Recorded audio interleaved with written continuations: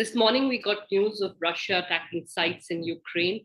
Financial markets have reacted as one would expect. Equity markets down, currencies weaker, and oil prices, most importantly, Brent crude above $100. How does India stand amidst this rising and elevated geopolitical risk and tensions? Joining us to talk about that, Indranil Sengupta, economist and head of research at CLSA. Indranil, thanks so much for taking the time to speak to us. Thank you. My pleasure.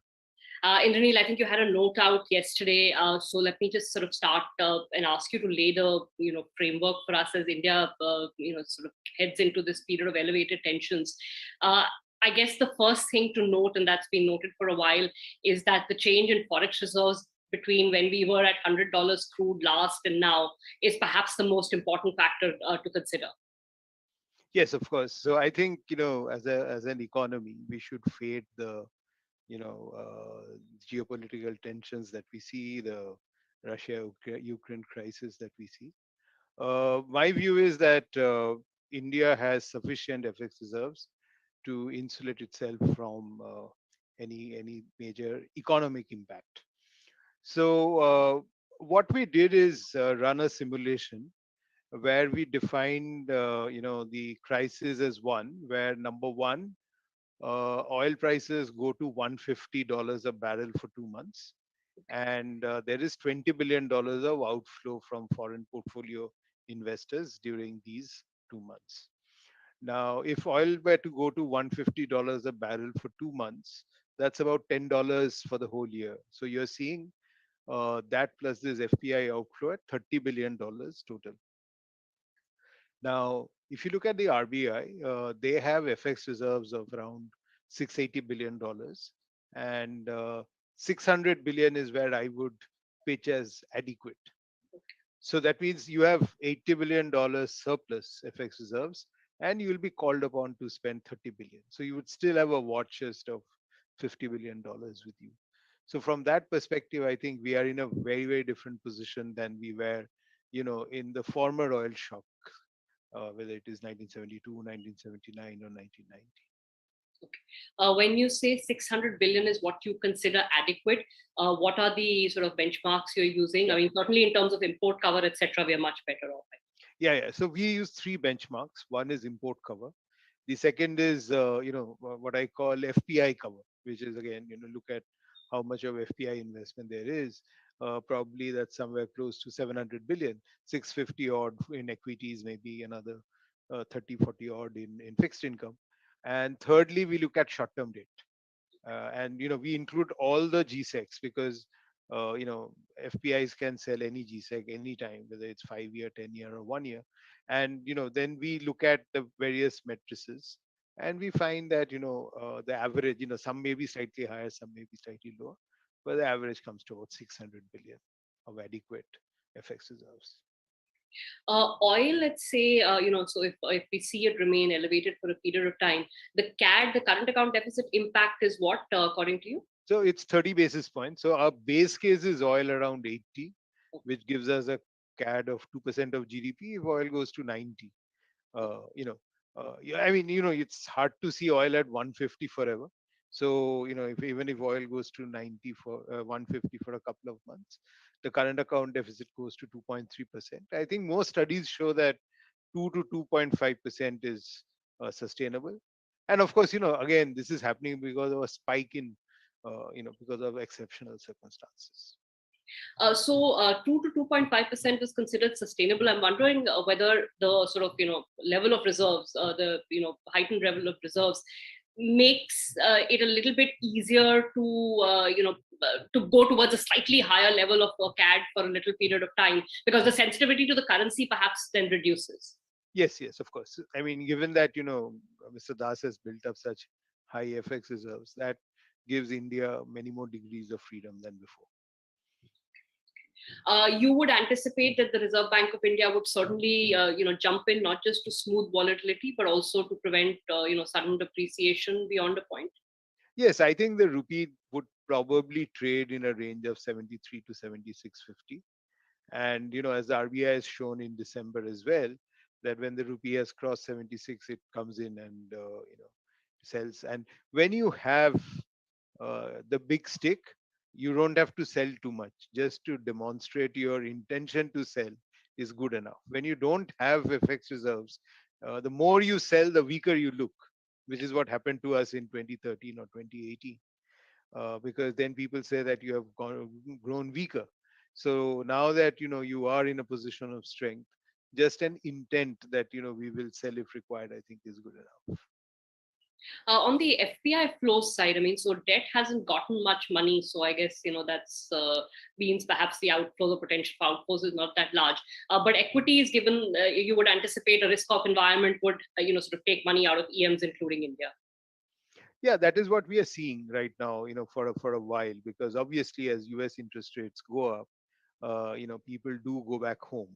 That's for sure. In the initial parts, see, I think were it to be seen that the US is actually uh, recovering over time, then people don't mind the interest rate hike and again venture out to EM. So if you see the 2004-5 cycle, there was a time when the US used to hike and the rupee used to appreciate because flows used to come. At that time, there was no worry on growth. Right now, I think we have to wait and see how growth pans out after these hikes by the US, because ultimately you are hiking now to fight inflation rather than because you reached some kind of optimal growth. So there would be some growth sacrifice in that Yeah, debate. yeah, yeah, yeah. Fair enough. Are the Indian equity markets in any way sort of positioned badly compared to other EMs, just in terms of valuations or something like that? Anything that would suggest that India would be hit worse than other EMs? So I would actually argue the reverse, in the sense that we have a currency which will outperform. So I would think that India would do relatively better than other EMs from a dollar perspective. But that said, obviously, Indian markets have been very rich. Although, to be fair, there's also, higher earnings. But clearly, I mean, I think markets all over the world were rich, and typically, as happens when you are like in high valuations, any trigger is a trigger to book profits. Just coming to the impact on some of the other macros. So inflation is already elevated. Potentially, this fuel price could feed into it, but there is a buffer there as well in the form of excise duties. Yeah, so I am not so bothered about inflation, in the sense that it's I think everybody knew that inflation would cross 6% now, and I think that somewhere in the middle of the year inflation will come down uh, because of 4 5 reasons. Number one, we are expecting a La Nina. Number two, growth is fairly weak. Number three, money supply is fairly tight. Number four, the RBI's high FX reserves are stabilizing the rupee. And number five, I think once these tensions come off and the Fed hikes, commodity prices will come down. I mean, this is it's not as if commodity prices will remain here or only keep going up at this point. I mean, usually I would say oil and equities move the same way. Risk on drives up oil prices, drives up equities, drives up FII flows. Right now, of course, because of geopolitical tensions, you have risk off in equity markets, and oil is going up. So I think that if the government were to want to keep prices at current levels, oil pump prices at current levels, they need to spend about 80,000 crore, by way of excise duty cut, uh, which should not be such a worry, because the RBI will have sold $30 billion. So if the RBI sold $30 billion, they'll have more capacity to do open market operations. So whatever the 10 11 billion dollars of extra open market operations you need, the RBI should be able to conduct. So from that perspective, I think that I would think the government will not pass on the oil price hike spike to the people, and instead maybe absorb it or cut oil taxes. So a couple of follow-up questions. One, you don't sound as critical of the RBI's inflation forecast as some of your peers. Many thought that they were a little too soft. Well, I have the same forecast and had the same forecast from December, so I can't criticize my own numbers. Okay. Okay, so you're in line with them. Yeah, yeah, yeah. Okay. And on the sort of intervention side, so, hypothetically, given that liquidity levels are higher than what, previously used to be considered normal, they could use this intervention strategy to actually reduce that liquidity surplus. But you're saying in the current conditions, they probably won't. They'll use it to do OMOs. No, no, but then, again, if you see 30 billion will leave, let us say, by my hypothetical example, if 30 billion leaves, you are being only called to do $11 billion of OMO, So, which means you can actually reduce liquidity by $20 billion.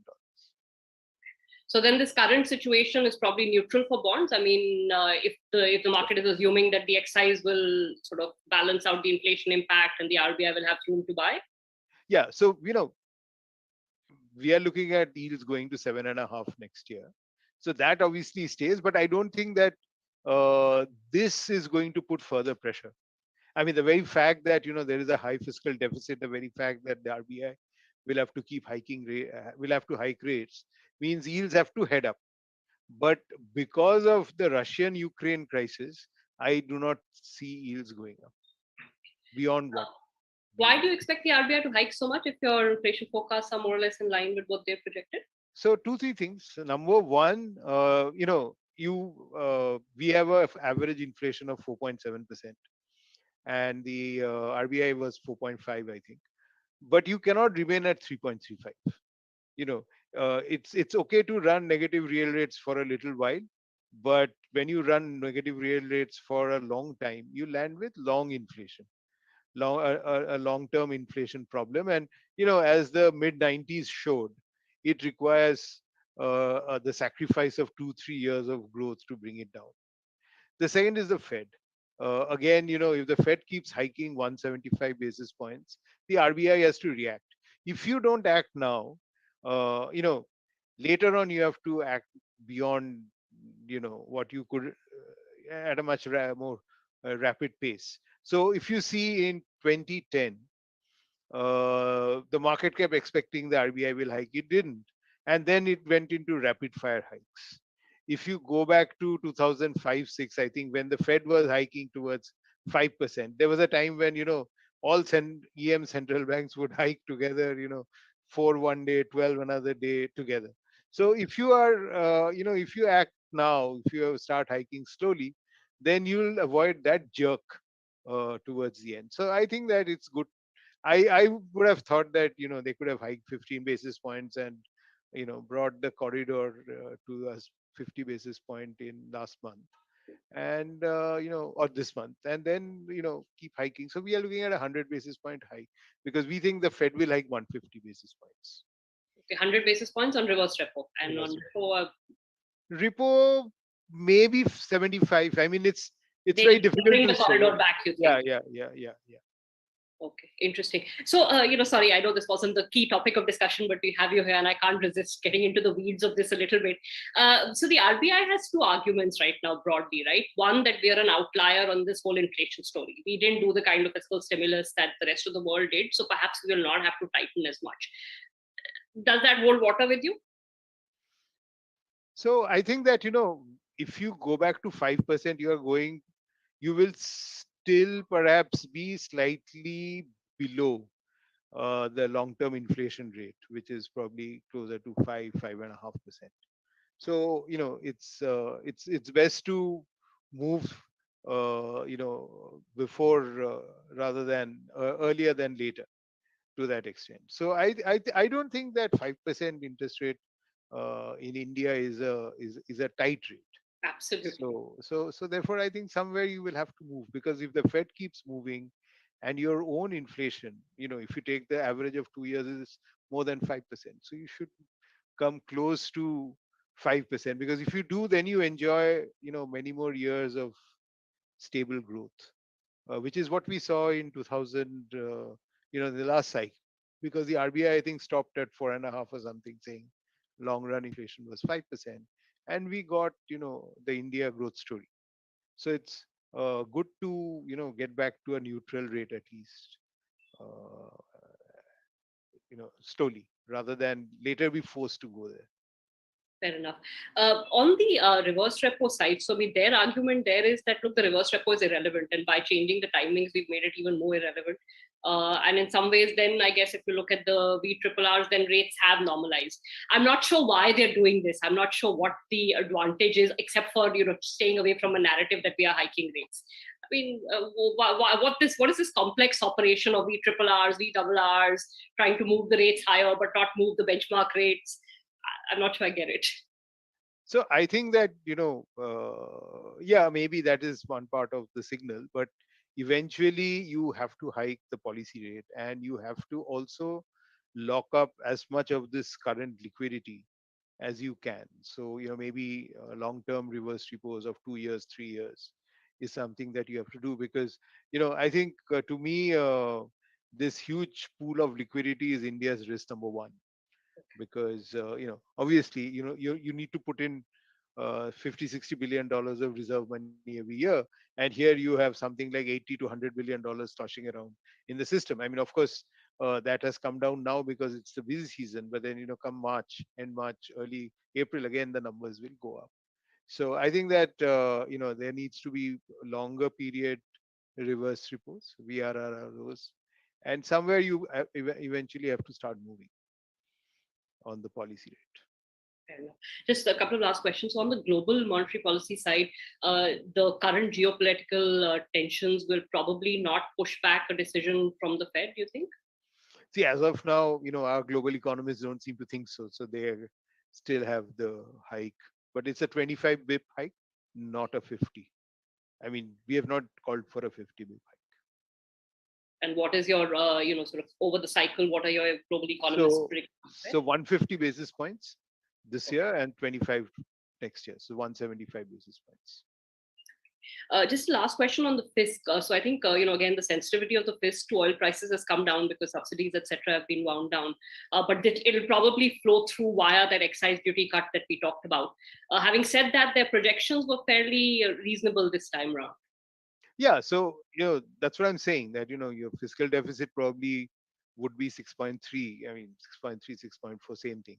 And then you add another 0.3%. But the fiscal deficit per se, I think, is not very important. What is important is whether the fiscal deficit can be funded without affecting interest rates. A fiscal deficit of 10% or 1% may have the same impact if there is not enough funding at either level. So here I think, given the situation that we are in, uh, the RBI, push comes to shove, can fund a slightly higher fiscal deficit if there are FX outflows. Okay, got it. Leave us with your broad picture for the economy, Indranil, then, base case scenarios for growth, inflation in the new year, and the risks that you see. So we are looking at a shallow recovery of 7.4% growth in FY23 and 9% this year. So we have this CLSA activity index, which still remains fairly weak. We think that consumption confidence, consumer confidence, even the RBI suggests that it's very weak. If you look at capacity utilization, that's also below the long-term average. So both the on the consumption side as well as the investment side, you are not doing too well. I think the only bright spot is that lending rates have come down, and that should gradually spur loan growth and support recovery. But it's like I said, a shallow recovery that we are seeing, especially when you consider that most of the recovery, the high growth numbers, whether it is in FY22 or FY23, are largely coming from the base effects of a few COVID hit quarters. Got that. Indranil, I'll leave it at that. Thanks so much for taking the time to speak to us here on BloombergQuint. Thank you. Thanks for watching Bloomberg.